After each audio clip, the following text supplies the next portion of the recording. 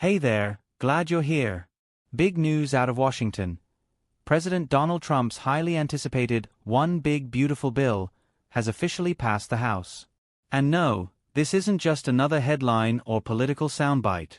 If you're living on a fixed income, receiving Social Security, or just trying to stay afloat with rising costs, this bill could directly affect your taxes, your health care, and the support you get from key programs like Medicare, Medicaid, and SNAP. Let's start with something you may not have heard. If you're a senior earning under $75,000 a year, you could now qualify for a brand new $4,000 standard deduction.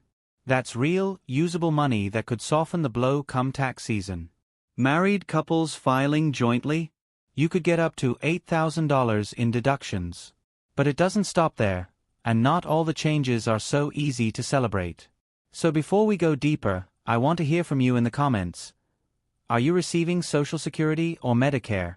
Are you concerned about how these changes might impact your finances or health care? Drop your thoughts below. I read every single one. And if you find this kind of breakdown helpful, don't forget to hit that subscribe button so you never miss an important update. Let's talk taxes first.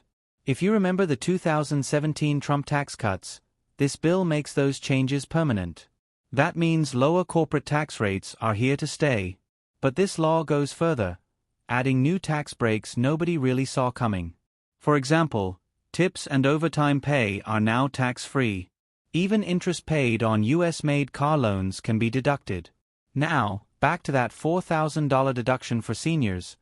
It's a kind of compromise. Many were hoping Social Security benefits would stop being taxed altogether. That didn't happen. But this new deduction does provide relief for lower-income seniors. Still, it's not all sunshine. According to the Congressional Budget Office, the top 10% of earners will benefit the most, gaining about 4% in resources by 2027.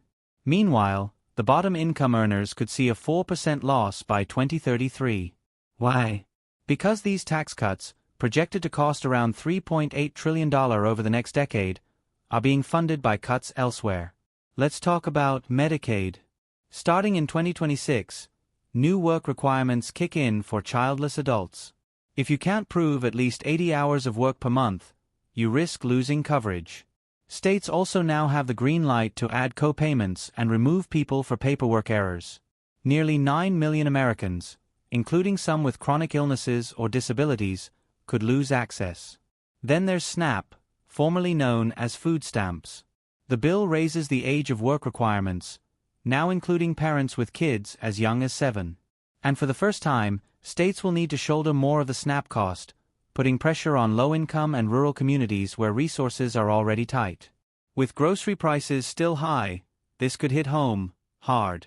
Moving on to Medicare. While the program isn't being completely overhauled, it's seeing automatic cuts of around $500 billion to balance the budget. You won't see a drop in your monthly check, but the ripple effects are real. Reduced hospital reimbursements, tighter prescription drug coverage, and strained long-term care services. If you're on Medicare Advantage or pay high drug costs, changes could be coming. Some worry we're headed toward a two-tier system, where wealthy seniors get premium care while lower-income folks face more delays, red tape, and out-of-pocket costs.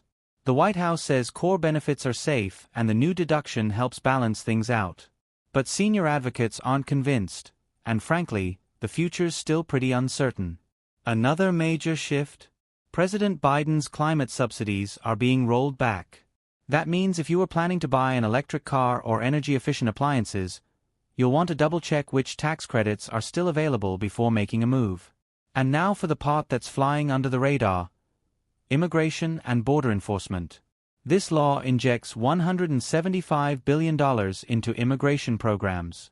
That includes $45 billion for new detention centers, $50 billion to restart the southern border wall, and funding to hire 10,000 new border agents. Asylum application fees are rising, and court costs are going up too, a tough blow for people fleeing crisis situations. Supporters call it a national security win. Critics call it cruel.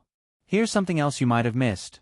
The bill limits the power of federal courts to issue temporary restraining orders, meaning judges will have a harder time halting executive actions, even if they're controversial. Some say this is an attack on judicial independence. Others believe it's a way to stop unelected judges from overruling the will of voters. And finally, the national debt ceiling was raised by $4 trillion to prevent a U.S. default. It's a necessary step, but critics are calling it fiscal hypocrisy, using borrowed money to pay for tax breaks that benefit the wealthy. Still, leaders argue it was essential to prevent an economic collapse and keep promises made during the campaign. So, what does all this mean for you? If you're a senior on a fixed income, the new deduction might offer a little cushion, but healthcare costs could eat into it. If you rely on Medicaid or SNAP, you might face new hurdles just to keep the support you depend on. And if you're younger and planning for the future, the long-term impacts on healthcare, debt, and public programs could shape what retirement looks like when you get there. Bottom line, some people will benefit from this bill. Others may struggle more. But most of us will feel the effects somewhere, through taxes, healthcare access, or changes in public services. Let me know what you think in the comments. Are you worried about your benefits? Do you support or oppose the bill? Your voice matters and helps shape these conversations. If this video helped break down what's really happening behind the headlines, please hit that subscribe button. Take care of yourself, and I'll see you in the next one.